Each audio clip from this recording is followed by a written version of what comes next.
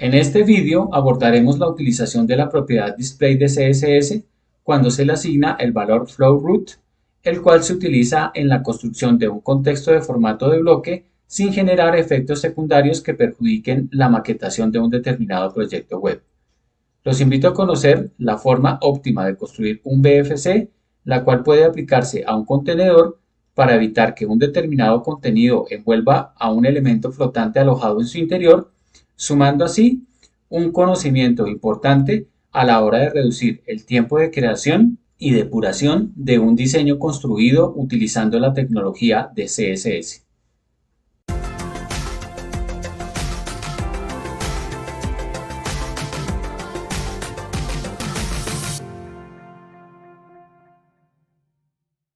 Hola de nuevo y bienvenidos a este canal que tiene como objetivo desarrollar temas que permitan construir y fortalecer las habilidades de las personas que están interesadas en la actividad del desarrollo web.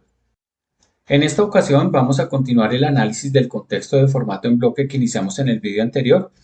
en el que lo definimos como ese mini diseño que hace parte del diseño general de un determinado proyecto web, el cual hace que un contenedor proporcione un entorno a los elementos alojados dentro de él, los cuales se ubican en su interior siguiendo las reglas del diseño del tipo bloque. En esa oportunidad, creamos un VFC utilizando la propiedad overflow a la que le asignamos un valor diferente a visible, y esto hizo posible que el elemento flotante que estaba representado por la imagen de la cara de un gato no abandonara el contenedor que se utilizó para alojarla. Además, veíamos cómo la aplicación de este concepto del VFC nos permitía combinar un texto y una imagen flotante para construir un diseño del tipo columna utilizando la propiedad overflow con los valores diferentes de visible, que aunque es una de las formas más sencillas y utilizadas para crear un VFC, requiere tener en cuenta algunos aspectos en su utilización. Estas precauciones están asociadas a que Overflow es una propiedad diseñada para resolver el desbordamiento, generando una barra de desplazamiento o un recorte del contenido desbordado, y si estos resultados se producen al crear un VFC, se consideran como efectos secundarios que ocasionan resultados no deseados. A estos efectos secundarios debe sumarse que, si en un hipotético mantenimiento del código este es realizado por un desarrollador diferente al que escribió el código original, no le resultará fácil a quien realice este mantenimiento identificar por qué la propiedad overflow se ha utilizado de esta forma. Por esta razón, si se decide utilizar overflow para crear un VFC, el creador de este código debería incluir un comentario indicando el propósito de utilizar dicha propiedad con un valor diferente de visible en esta parte del proyecto. Para resolver este inconveniente, la tecnología CSS cuenta con más formas de construir un VFC, entre las que se destaca el asignar el valor flowRoot a la propiedad display, lo cual crea un VFC de forma explícita y elimina la posibilidad de que aparezcan los resultados problemáticos que se pueden generar al utilizar la propiedad overflow. Cuando se asigna el valor flowRoot a la propiedad display, lo que se pretende es recrear el comportamiento que tiene el elemento raíz o etiqueta HTML, el cual es el elemento más externo en todo documento de HTML, que a su vez se encarga de establecer el primer contexto de formato de bloque o contexto de bloque inicial. Cada elemento que se coloca dentro de la etiqueta HTML es mostrada de acuerdo con el flujo normal del documento, que es un concepto que abordamos en el vídeo en donde se explicó el funcionamiento de la propiedad position, además de seguir las reglas para el diseño de los tipos bloque y en línea. Para ver cómo funciona la creación de un contexto de formato de bloque utilizando la propiedad display con el valor flowRoot, vamos a utilizar un código HTML similar al empleado en el vídeo anterior, el cual utiliza una etiqueta div contenedora a la que se le asignó la clase contenedor, y dicha etiqueta aloja una etiqueta img con la imagen de la cara de nuestro gato y otra etiqueta p que contiene un texto lorem de prueba. A dicho archivo de HTML se le vinculó un archivo de CSS con 5 reglas de estilos en su interior, de las cuales las dos primeras corresponden a las que hemos utilizado habitualmente para eliminar los valores que cargan los navegadores de forma predeterminada.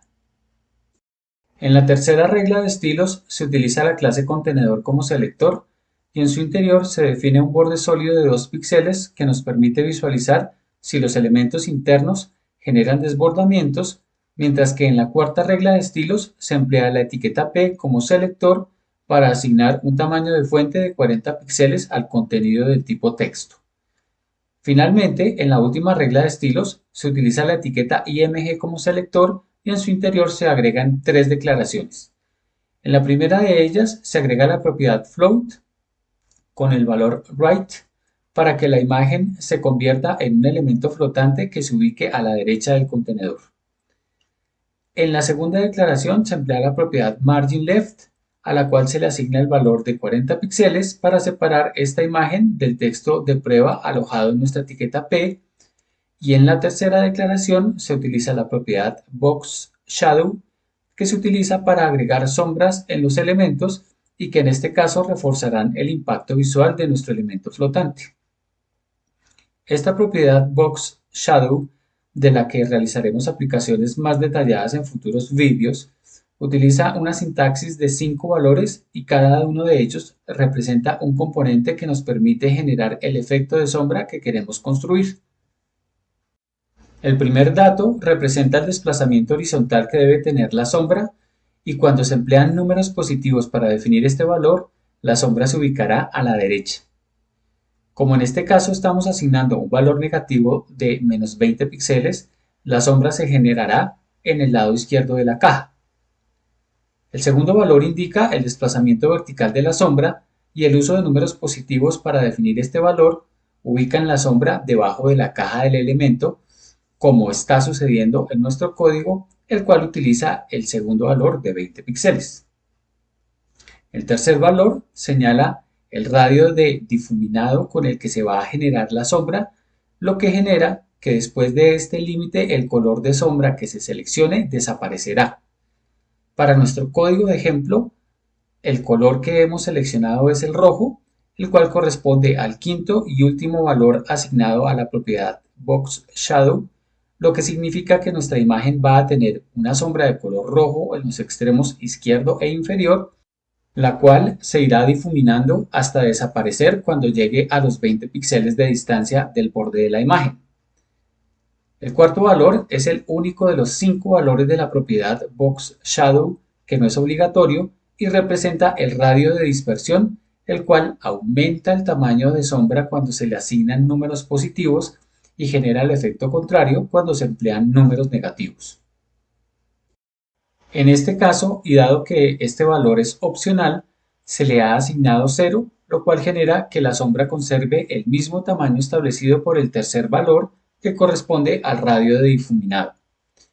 Al revisar el resultado de este código en el navegador, se puede observar que nuestra imagen está ubicada al lado derecho del contenedor, está separada del texto y se han generado las sombras en los extremos inferior e izquierdo de acuerdo con los estilos especificados en cada una de las reglas que se utilizaron. El único aspecto pendiente de resolver es el de volver a crear el BFC para que el elemento flotante no genere el desbordamiento que estamos viendo en este instante, lo que hace que la imagen cubra la parte inferior del borde de color azul que se le agregó al contenedor. Para solucionar este inconveniente, regresamos al archivo de estilos y en la regla que utiliza la clase contenedor como selector, vamos a utilizar inicialmente la propiedad overflow con un valor diferente a visible, que en este caso será scroll. De regreso en el navegador, podemos ver que la parte inferior del borde de nuestro contenedor ya no está cubierta por la imagen, pero debido a que se asignó el valor scroll a la propiedad auto, se han generado las barras de desplazamiento estropeando el efecto de sombra del borde inferior de la imagen. Para ver lo que sucede al asignar otro valor a esta propiedad, vamos a utilizar las DevTools del panel de inspección del navegador y después de dar clic sobre la etiqueta div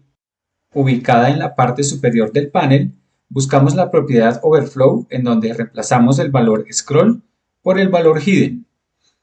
Este cambio de valor genera que las barras de desplazamiento desaparezcan sin que el efecto de sombra de la parte inferior se muestre, pero en este caso no se trata del valor asignado a la propiedad overflow, sino al haber creado el BFC empleando dicha propiedad. Para recuperar nuestro efecto de sombra, vamos a regresar al archivo de CSS para incluir la declaración de estilo en la que se utilizó la propiedad overflow dentro de un comentario, y debajo vamos a incluir una nueva declaración utilizando la propiedad display a la que se le asignará el valor flowRoot. Al verificar el resultado de este cambio en el navegador, se observa que el efecto de sombra en la parte inferior de la imagen ha aparecido nuevamente, evidenciando que este método de crear el contexto de formato de bloque para nuestro contenedor, utilizando la propiedad display con el valor flowRoot, no genera los molestos efectos secundarios que les mencioné al inicio, los cuales se experimentan al utilizar la propiedad overflow con cualquier valor diferente de visible. El borde de color azul lo he dejado para que pudiéramos ver que el uso de display con el valor flowRoot también cumple con el propósito de evitar el desbordamiento del elemento flotante, pero en este caso lo podemos retirar incluyendo esta declaración de estilo en otro comentario, mejorando el aspecto del diseño. Hasta aquí este vídeo, que espero haya sido claro, útil, y si les ha gustado, por favor no olviden suscribirse a este canal, dejar su like y compartir su valiosa opinión en la sección de comentarios. Mil gracias por acompañarme y los espero en el siguiente vídeo, en donde vamos a revisar otro aspecto de la tecnología de CSS.